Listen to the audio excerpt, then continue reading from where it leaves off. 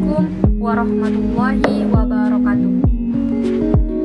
Perkenalkan, nama saya Arafa dengan NIM 21060850201 dari program studi pendidikan antropologi.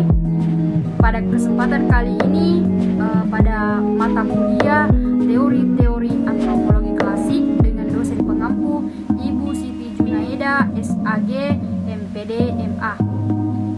Nah, pada kesempatan kali ini saya akan membahas mengenai teori-teori evolusi.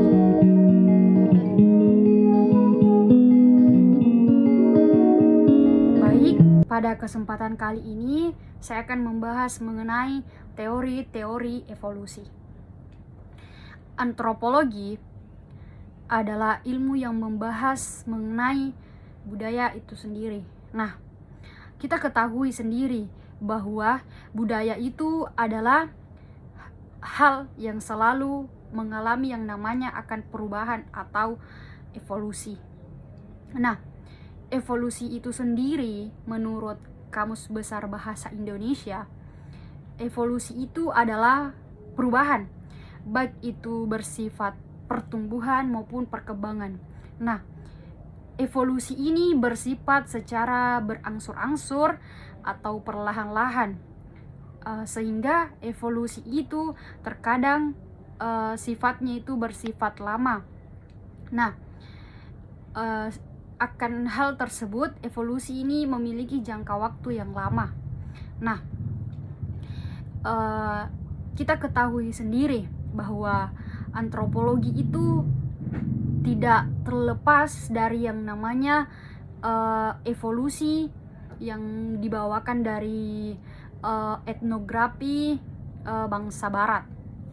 Setiap daerah atau setiap bangsa akan memiliki tahap perkembangan yang berbeda-beda. Nah, pada masa itu bangsa Eropa Barat melakukan pelayaran. Ternyata dia mendapati bahwa ada suatu wilayah yang berada di bawahnya. Bahkan daerah tersebut ternyata masih dalam tahap perkembangan, di mana dia belum mengenal akan namanya pakaian, bahkan teknologi pun di sana ternyata tidak ada. Nah, waktu itu bangsa Eropa Barat mulai mengumpulkan catatan-catatan mereka yang telah ia lihat dan lalui selama pelayaran berlangsung. Nah, catatan-catatan inilah yang kemudian dikumpulkan oleh bangsa Eropa Barat dan menjadi bahan etnografi. Nah, hal inilah yang pertama kali yang mendasari munculnya teori dan asal mula antropologi itu sendiri.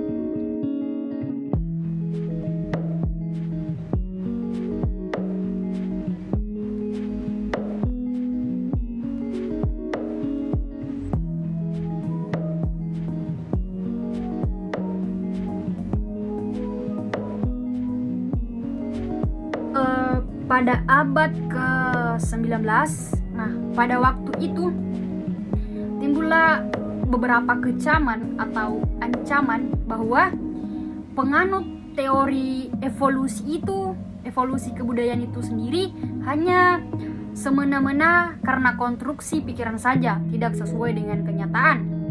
Nah, akhirnya pada permulaan abad ke-20 hampir tidak ada lagi karya antropologi konsepsi evolusi.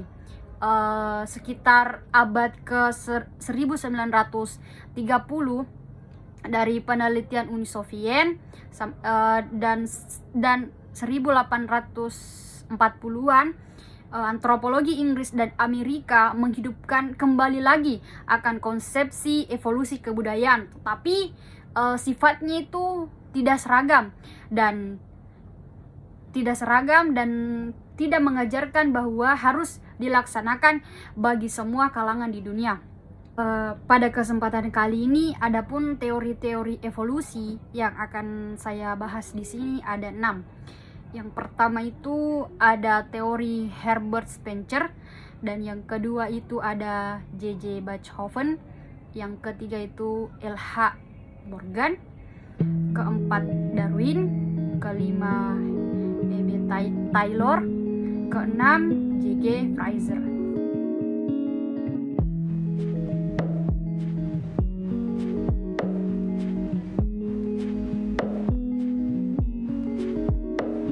Nah, teori evolusi kebudayaan yang pertama adalah teori tentang Herbert Spencer.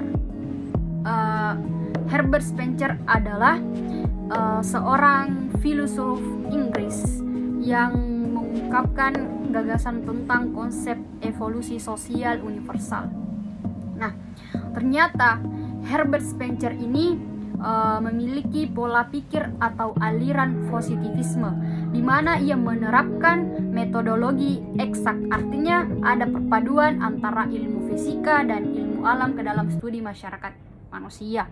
Nah, perkembangan masyarakat dan kebudayaan setiap bangsa telah atau akan melalui tingkat-tingkat evolusi, yang mana tingkat evolusi itu berbeda-beda tentunya. Nah, dalam evolusi sosial mengatakan aturan-aturan hidup manusia serta hukum yang ada di masyarakat adalah hukum yang melindungi kebutuhan masyarakat serta paling cocok dengan persyaratan masyarakat mereka hidup.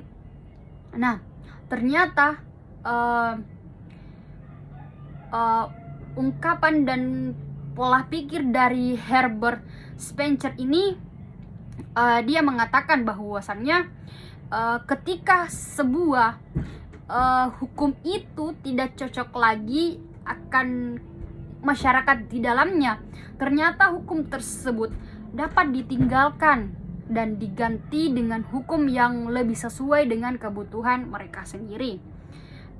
Herbert Spencer juga merupakan filsufur yang membahas tentang religi atau agama itu sendiri.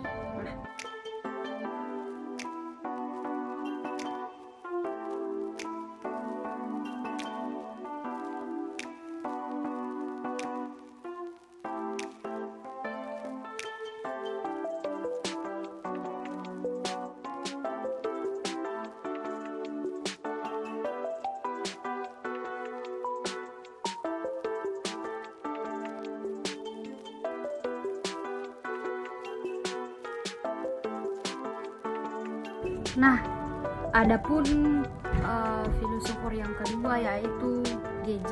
Bachofen. Nah, Bachofen itu terkenal akan pemikirannya mengenai evolusi bentuk keluarga. Ternyata Bachofen ini merupakan seorang ahli hukum yang berasal dari Jerman. Nah, menurut dia dalam evolusi bentuk keluarga itu memiliki 4 tahapan, yaitu promiskuitas, dan yang kedua matriarchat, ketiga patriarchat, dan keempat adalah parental.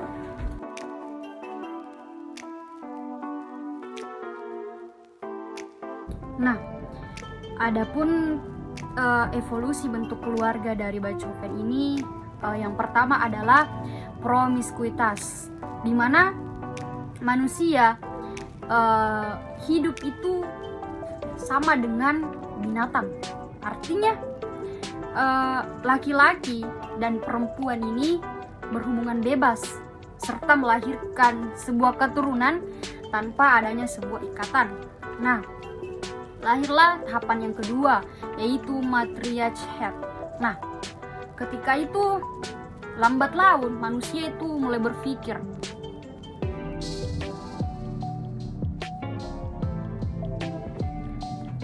nah, pada waktu itu lambat laun manusia mulai berpikir. Nah, setelah promiskuitas ini lahirlah sebuah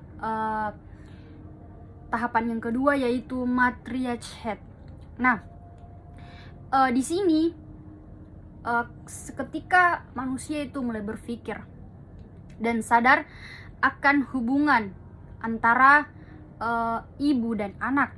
Nah, maka jadilah sebuah keluarga inti di mana ada ibu dan anak. dan ayah. Tetapi dalam tahapan ini hanya ada ibu dan anak, di mana pada waktu itu hanya ibu yang menjadi kepala keluarga. Kemudian sang anak tidak mengenal akan ayahnya itu sendiri. Nah, kemudian lahirlah tahapan yang ketiga, yaitu patriarchat. Nah, pada tahapan ini terjadi perkembangan bahwa laki-laki tidak merasa puas akan keadaannya. Lalu pada waktu itu laki-laki mengambil wanita dari luar kelompoknya itu sendiri. Nah, pada waktu itulah kepala keluarga berasal dari laki-laki dan berisi dari keluarga inti. Ada ayah, ada anak, dan ada ibu. Tetapi pada waktu itu disinilah kepala keluarga itu adalah ayah, dan mengambil perempuan atau wanita yang dinikahi berasal dari kelompok keluarnya. Nah, setelah itu lahirlah tahapan yang keempat, yaitu parental. Pada waktu itu mungkin ini adalah tahapan yang terakhir. Nah, terjadi perkawinan di mana harus senantiasa ketika ada perkawinan harus mengambil dari keluarga ayah atau keluarga ibu sendiri. Nah, itulah yang terjadi saat ini. Namun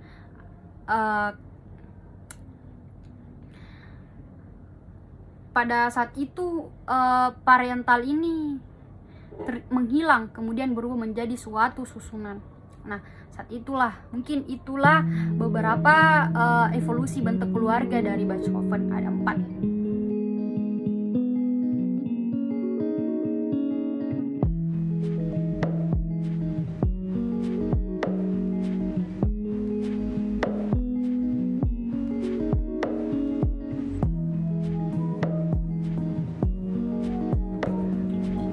Adapun seorang filsufur yang ketiga yang membahas tentang teori evolusi adalah Lewis H. Morgan, merupakan ahli hukum yang tinggal di antara suku bangsa India Irgones.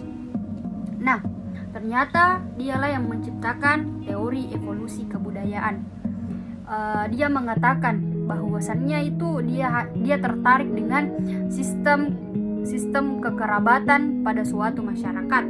Ternyata dia menemukan ada 8 tingkat evolusi, yaitu zaman liar tua, zaman liar madya, zaman liar muda, zaman barbar tua, zaman barbar madya, zaman barbar muda, zaman peradaban purba, dan zaman peradaban masa kini.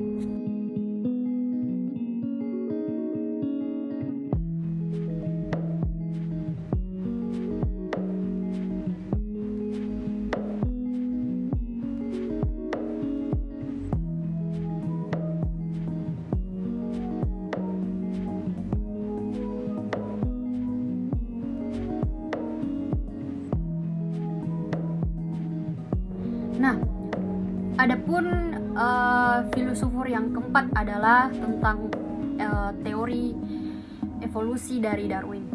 Nah, teori evolusi dari Darwin itu tidak pertama kali kita dengar, karena teori evolusi itu sangat identik dengan Darwin itu sendiri. Namun pada kenyataannya bahwa ternyata evolusi itu bukan kita kenal dari Darwin, tetapi sudah ada sejak zaman Yunani kuno. Nah, evolusi itu sendiri menurut Darwin adalah sebuah proses perubahan spesies dalam jangka waktu yang lama yang bertujuan agar mampu beradaptasi terhadap lingkungannya dan akan meneruskan perubahan tersebut kepada generasi selanjutnya. Nah, Darwin juga mengatakan bahwasannya ada 2 kunci teorinya, yaitu tentang seleksi alam dan adaptasi itu sendiri.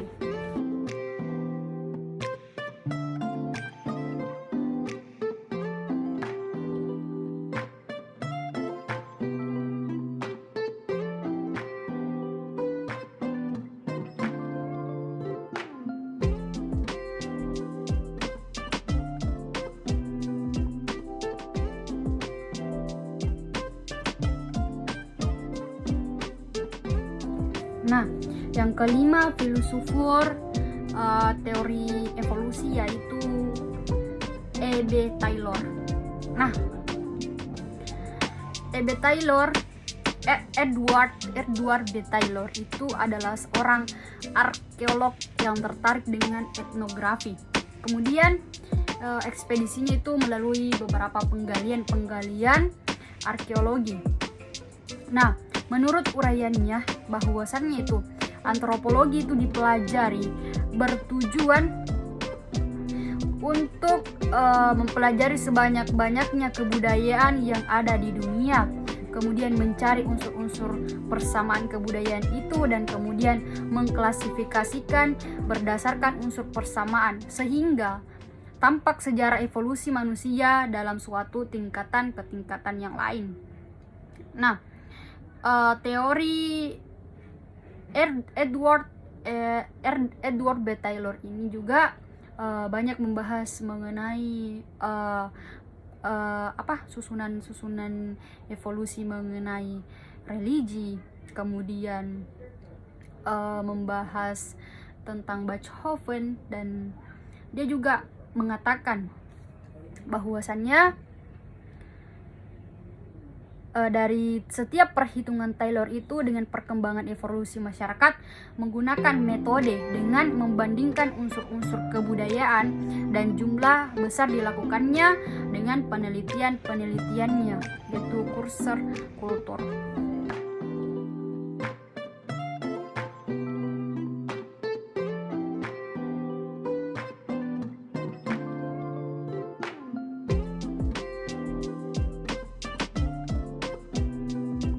Filsufur yang keenam adalah Flazer.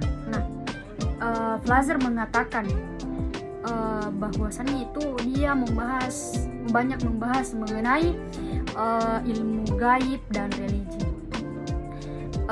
Ternyata dia mengatakan bahwasannya manusia itu memecahkan soal-soal kehidupan menggunakan akal dan pengetahuan. Tapi karena akal dan pengetahuan itu terbatas, maka ia percaya akan makhluk goib. Nah, kemudian setelah percaya akan makhluk goib itu, ternyata dia menyadari bahwa ternyata itu tidak masuk di akal. Kemudian lahirlah yang namanya religi atau agama. Nah, itulah pembahasan mengenai Flazer. Dia itu banyak membahas mengenai ilmu gaib dan religi.